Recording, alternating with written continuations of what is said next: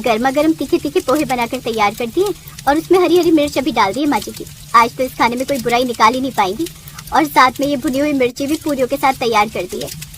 तभी रसोई में कुसुम आती है और पूछती है, बहू और कितनी देर लगेगी खाना बनाने में? तू तो जानती है ना कि मुझे सुबह 8 बजे ही नाश्ता कर लेने की आदत है। मम्मी जी, जैसा आपको पसंद है सब कुछ तीखा खाना बनाकर तैयार कर दिया है, लेकिन आपको याद है ना कि मुझे कुछ चटपटा खाना अच्छा लगता है। मैं शाम को अपनी पसंद का खाना बनाऊंगी। हाँ ठीक है, मुझे बार बार याद दिलाने की जरूरत नहीं है। तू तो बात भी ऐसे करती है जैसे कि कोई डील कर रही हो। तुझे भी पता है कि मैं रात के समय खाना नहीं खाती, इसलिए सुबह ही अपनी पसंद का खाना बनवा लेती हूँ और दोपहर में भी मैं वही खाती हूँ। ठीक है, आप सब लोग बाहर जाकर बैठिए, मैं अभी खाना लेकर आती हूँ। अब मयूरी खाना लेकर आती है और टेबल पर लगा देती है।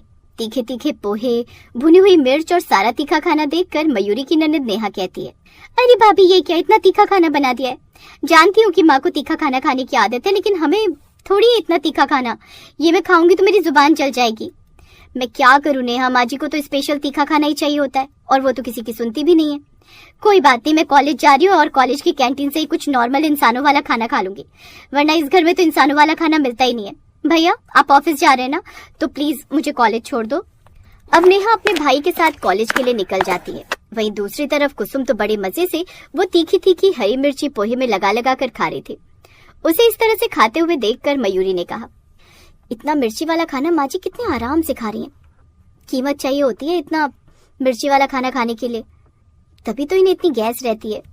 लेकिन मयूरी को क्या पता था कि वो सुबह के समय हल्का ही खाया करती, इसलिए वो मिर्ची चाट चाट कर अलग कर देती है। वहीं शाम के समय वो अपने लिए खट्टी मीठी कच्चे आम की चटनी बना रही थी। साथ में उसने चटपटे आलू और रोटियां बनाकर तैयार कर दी। थोड़ी ही देर में खाना टेबल पर लगा और मयूरी के ससुर अशोक ने कहा, मयूरी बेटा, ये कच्चे आम की खट्टी मीठी चटनी तो बहुत अच्छी लग रही है और ये चटपटे आलू भी बहुत बढ़िया बनाया तुमने। बचपन में खाए थे ऐसे? हाँ भाभी, अच्छा लग रहा है। माँ अभी खाकर देखो ना। जानती हूँ कि आप रात के समय खाना नहीं खाते, सिर्फ 1 गिलास दूध पीते हो, पर एक बार ये खाकर तो देखो। अब तुम इतना बोल रहे हो तो ठीक है, मैं खाकर देखने को तैयार हूँ। कुसुम ने इतना कहा और उसके बाद जैसे ही उसने खट्टे मीठे आम की सब्जी खाकर देखी तो तुरंत ही उसके दांतों में दर्द हो गया और वो बोली, कोई इंसान इतनी खट्टी मीठी सब्जी खा सकता है क्या? इतना खट्टा खाने से दांत खराब हो जाते हैं। तुम लोगों को इतना भी नहीं पता और बड़े शौक से खा रहे हो। उसके बाद कुसुम ने जैसे ही वो आलू की सब्जी खाकर देखी तो वो आलू बहुत ज्यादा चटपटे थे। इस खाने की तुम लोग तारीफ कर रहे हो, ये भी कोई खाना है क्या? कुसुम ये बोलकर खाने से उठकर चली गई। कुछ दिन गुजरे और एक दिन अशोक एक लड़की चंपा को घर लेकर आया और उसने कहा, इससे मिलो, ये चंपा हमारे ऑफिस में जो प्यून है हरीश, ये उसकी बेटी है। हरीश को पैसों की जरूरत थी और वो कह रहा था कि चंपा को कहीं काम पर लगा दो। आजकल के जमाने में कोई भी जगह सुरक्षित नहीं है, इसलिए मैंने सोचा कि कुछ महीने के लिए चंपा को घर।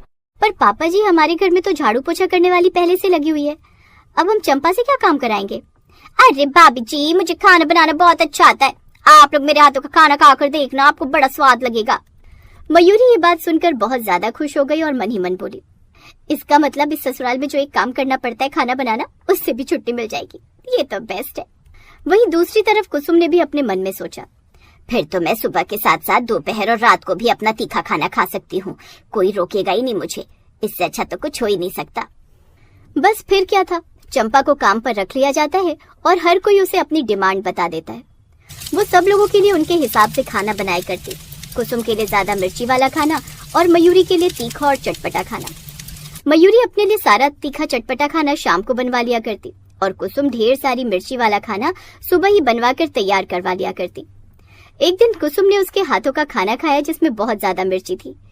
अरे बाप रे, ऐसा लग रहा है चंपा बेटा तूने पूरे महीने की मिर्ची का राशन एक ही सब्जी में डाल दिया, कितना ज्यादा तीखा है ये। आपने तो बोला था माँ जी जितना तीखा हो सके उतना बनाना, तो मैंने बना दिया। अब कुसुम अपनी इज्जत रखने के लिए वो तीखा खाना खा लेती है। वहीं शाम के समय जब मयूरी उसे खट्टा मीठा और चटपटा खाना बनाने के लिए कहती है तो वो इतना खट्टा मीठा और चटपटा खाना बना देती है कि मयूरी के दांत खट्टे हो जाते हैं, लेकिन परिवार के सामने वो मुस्कुराने लगती है। चंपा, तुम्हें नहीं लगता कि ये थोड़ा ज्यादा खट्टा मीठा या फिर चटपटा हो गया है? आपने तो बोला था कुछ स्पेशल बनाना, ज्यादा चटपटा बनाना, तो मैंने तो बस वही बनाया है। फिर क्या था, कुसुम और मयूरी को अपनी पसंद का खाना खा खा कर उनकी हालत खराब हो जाती है। दोनों ही एक नीचे की मंजिल और एक ऊपर की मंजिल के बाथरूम में चक्कर लगा रही थी। अगले दिन चंपा मयूरी के पास गई और बोली, बता दीजिए भाभी जी क्या बनाना है सुबह के समय खाने में? चंपा, तुझे जो भी बनाना है तू वो बना ले, मुझसे पूछने की जरूरत नहीं है और ना ही मेरे बताने की हालत है। कुछ भी सिंपल सा बना ले, आज चटपटा और खट्टी मीठी को गोली मार। चंपा कुसुम के पास जाती है और उससे भी यही सवाल करती है। कुसुम भी पेट पकड़कर जवाब देती है, चंपा तू तीखा खाना तो रहने दे, वरना हमारे घर वालों के ऊपर लोन हो जाएगा, वो भी तीखा खाना खाने की वजह से अपनी मर्जी से कुछ भी सिंपल सा बना दे। अब चंपा रसोई में जाती है और अपनी समझदारी और घर वालों की हालत देखते हुए सिंपल से सादे दाल चावल और रोटी बनाकर तैयार कर देती है। साथ में उसने मिक्स वेजिटेबल का ठंडा ठंडा रायता भी रखा था, जिससे सब लोगों के पेट को आराम मिले। कुसुम ने जैसे ही हिम्मत करके 2 निवाले खाना खाए तो वो खुश हो गई। इस खाने में ज्यादा मिर्ची नहीं है, लेकिन फिर भी ये बहुत अच्छा लग रहा है। मिर्ची है इसमें लेकिन कम। मयूरी ने 1 निवाला खाया और वो बोली, चंपा ने इसमें कच्ची खट्टी मीठी कैरी डाली है, लेकिन दाल के मसाले के साथ मिलकर वो ज्यादा खट्टी मीठी और अजीब नहीं लग रही। चंपा, ये बहुत अच्छा बना है। चंपा अपनी तारीफ सुनकर खुश हो गई और मुस्कुराते हुए जवाब दिया, दीदी हमें हर समय एक ही तरह का खाना नहीं खाना चाहिए। नहीं सुबह के समय ज्यादा मिर्ची वाला खाना अच्छा होता है, नहीं शाम के समय चटपटा। हर चीज का संतुलन होना चाहिए ना। ये बात तो गांव वाले भी जानते हैं, आप शहरी लोग ही नहीं समझ पाए। कहते हैं ना बेटा कि हर बात समझने के लिए कोई बड़ा झटका लगना चाहिए। वो दोनों झटका हमारे पेट को लगे हैं, लेकिन जो तू समझाना चाहती है वो हम अब समझ गए हैं। तो सब लोगों के लिए ऐसे ही सादगी भरा खाना बना देना, और जब कोई तीज त्योहार आए तो हम ज्यादा तीखा या चटपटा खाना बनाने के लिए बोल देंगे। हाँ चंपा, सच में ये खाना खाकर ऐसा लग रहा है जैसे पेट को बहुत सुकून मिल रहा है, वरना ऐसा लग रहा था कि पेट में ज्वालामुखी है और वो खट्टे खाने का तीखा चटपटापन अभी भी मेरे दांत झेल नहीं पा रहे। मयूरी और कुसुम की बात सुनकर पूरा परिवार हंस पड़ता है और उसके बाद चंपा अब ऐसे ही सिंपल सा खाना बनाया करती। सुबह के समय कोई तीखे खाने का शेड्यूल नहीं था और शाम के समय ना ही चटपटे खाने का। परिवार वालों का जब मन करता वो मांग लिया करते और चंपा भी उसे सूझबूझ के साथ बनाए। छोटू चल बेटा जरा जल्दी कर, वो 5 नंबर वाले टेबल पर कस्टमर बहुत देर से खाने का इंतजार कर रहा है और बाहर भी लाइन बढ़ती जा रही है। इतना लेट करेंगे तो सब बगल वाले होटल में चले जाएंगे। बस मालिक, 5 नंबर वाले का ऑर्डर तैयार है और यहाँ कुछ टेबल भी बस खाली होने वाली हैं, तो बाहर वाले कस्टमर्स अब अंदर आ सकते हैं।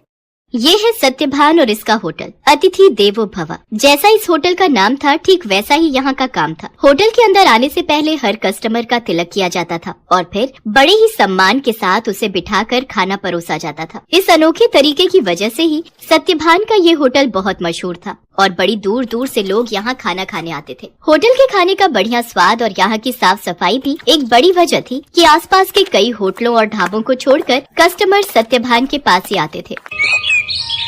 सर मेरा नाम रमन है, मैं पब्लिक टाइम्स अखबार से आया हूँ, मुझे आपका इंटरव्यू करना है।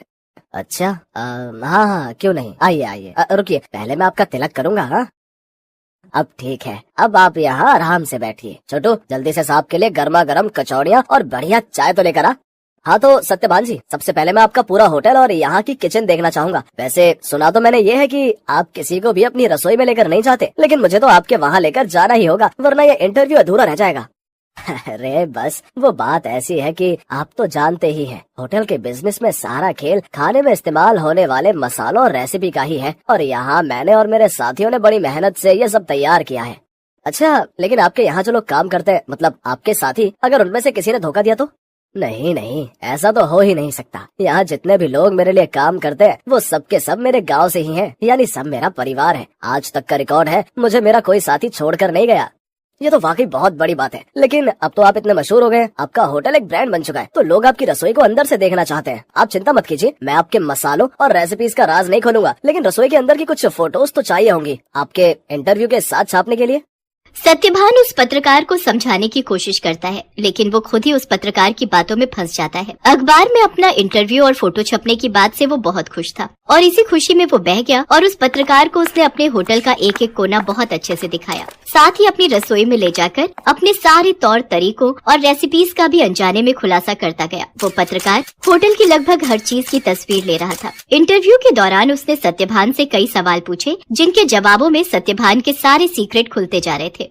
अच्छा सत्यभान जी, बहुत अच्छा लगा आपसे मिलकर। इंटरव्यू के लिए शुक्रिया, अब मैं चलता हूँ। जी जी आपका बहुत शुक्रिया। अब वैसे ये सब कब छपेगा अखबार में? बस यही 1-2 दिन में, मैं आपको फोन पर इन्फॉर्म करूंगा। इतना कहकर वो पत्रकार सत्यभान के होटल से बाहर निकलता है और कुछ दूर पहुंचते ही मुस्कुराते हुए अपने गले में पहना हुआ आई कार्ड उतारकर एक कूड़े के ढेर में फेंक देता है।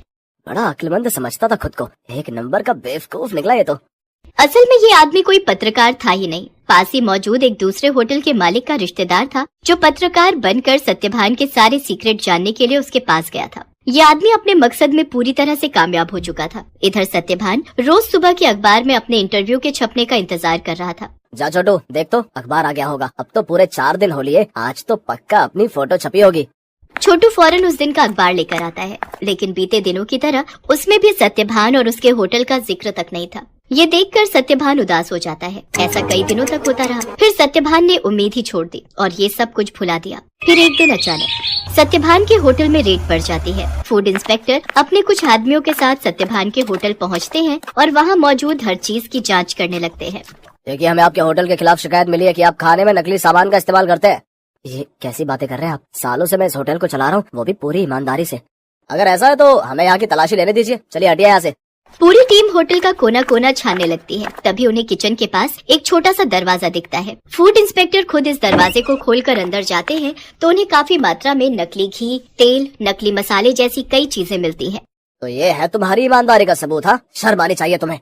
सत्यभान को कुछ समझ ही नहीं आ रहा था कि आखिर उसके साथ हुआ क्या। खाद्य विभाग की टीम सत्यभान के होटल को सील कर देती है। साथ ही सत्यभान को जेल भेज दिया जाता है। एक ही पल में सत्यभान का सब कुछ बर्बाद हो गया था। उसका परिवार सड़क पर आ गया था। सत्यभान खुद को बेगुनाह साबित नहीं कर सका और उसका सब कुछ जुर्माने की रकम अदा करने में चला जाता है। उसके गांव के लोग जो उसके लिए काम किया करते थे, वो भी उसका साथ छोड़कर गांव वापस चले जाते हैं, सिवाय छोटू के।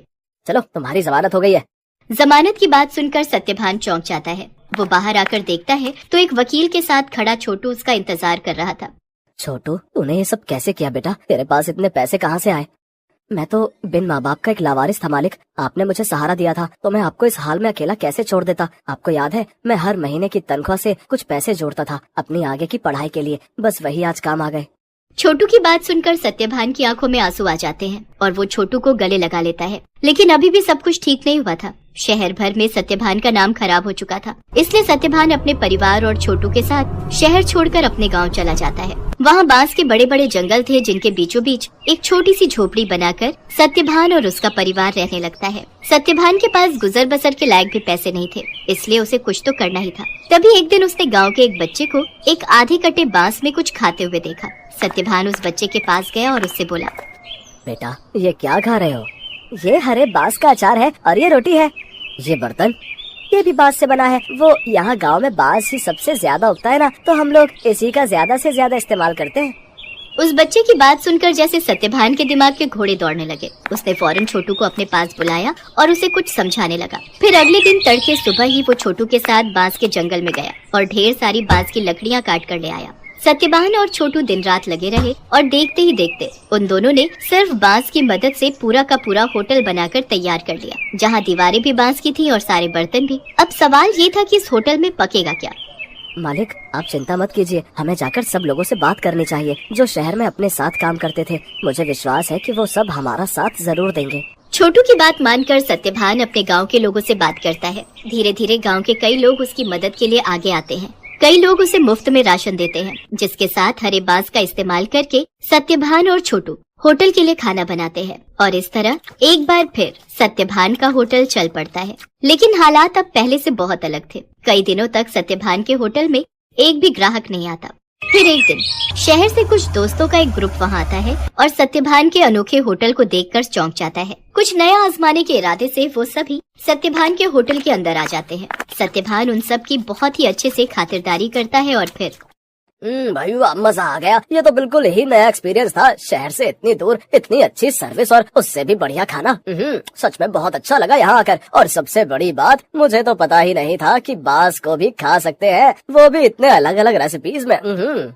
सत्यभान के खाने और अलग किस्म के होटल की तारीफ वो सभी दोस्त अपने दूसरे दोस्तों से जाकर करते हैं, जिसके चलते और भी लोग खास तौर पर सत्यभान के होटल में खाना खाने वहां पर आते हैं। सत्यभान की सर्विस और खाना बहुत जल्दी अपना पहचान बना रहा था। लोग शहर के हाई फाई होटल छोड़कर सत्यभान के पास गांव में आ रहे थे। धीरे धीरे सत्यभान की गाड़ी पटरी पर आने लगती है और उसके पुराने साथी जो गाँव में ही थे, वो भी उसके पास काम पर लौट आते हैं।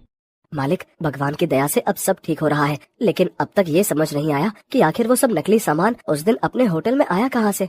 ये पहेली तो सच में सुलझानी ही होगी छोटू। मुझे लगता है मुझे कुछ करना चाहिए। सत्यभान के पास अब इतने पैसे जमा हो चुके थे कि वो अपने खिलाफ रची गई साजिश की जांच करवा सकता था। वो अपने केस को रीओपन करवाता है और एक प्राइवेट डिटेक्टिव की मदद से सारा सच बाहर निकलवाता है। असल में रमन जो सत्यभान के पास पत्रकार बनकर आया था, ये सब उसके और उसके रिश्तेदार की सांठगांठ थी, जो सत्यभान के पुराने होटल के पास ही अपना होटल चलाता था। साथ ही सत्यभान की तरक्की से जलता भी था। रमन के द्वारा जुटाई गई जानकारी की मदद से ही वो सारा नकली सामान रातों रात चुपके से सत्यभान के होटल के अंदर पहुंचाया गया था। प्राइवेट डिटेक्टिव ने सारे जरूरी सबूत जुटा लिए थे, जिनकी मदद से दूध का दूध और पानी का पानी हो गया। दोषियों को सजा मिली और सत्यभान को उसकी खोई हुई इज्जत। शहर में मौजूद सत्यभान की सारी संपत्ति उसे वापस मिल जाती है, जहां सत्यभान फिर से अपना होटल शुरू करता है, लेकिन बिल्कुल नई थीम, नए तौर तरीकों और नई रेसिपीज।